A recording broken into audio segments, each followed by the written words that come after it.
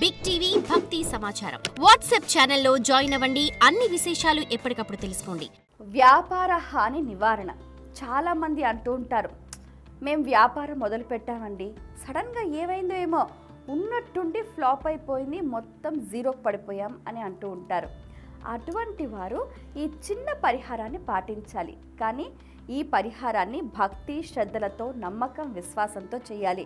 అప్పుడే అది పనిచేస్తుంది.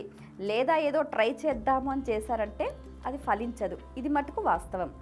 అయితే ఏం చేయాలి అంటే, ఒక మంగళవారం రోజున 11 రావి ఆకులు తీసుకొని రావి ఆకుని శుభ్రం చేసి దానిపైన సింధూరంతో శ్రీరామ అని రాసి హనుమంతుడికి సమర్పించాలి.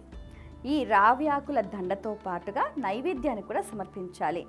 వడలు కానీ అలాగే హనుమంతుడికి సంబంధించి అప్పాలు కానీ నివేదన సమర్పించాలి. ఇలా 7 మంగళవారాలు చేయాలి. చేస్తే ఏమవుతుందంటే, చాలామంది వ్యాపారం సడన్గా చతికిలబడిపోవటానికి ఎవరైనా ప్రయోగం చేశారా అన్న అనుమానంతో ఉంటారు. వాటికి ఇది చెక్ అన్నమాట. ఈ చిన్న పరిహారం మళ్ళీ ఒకసారి రిపీట్ చేస్తాను.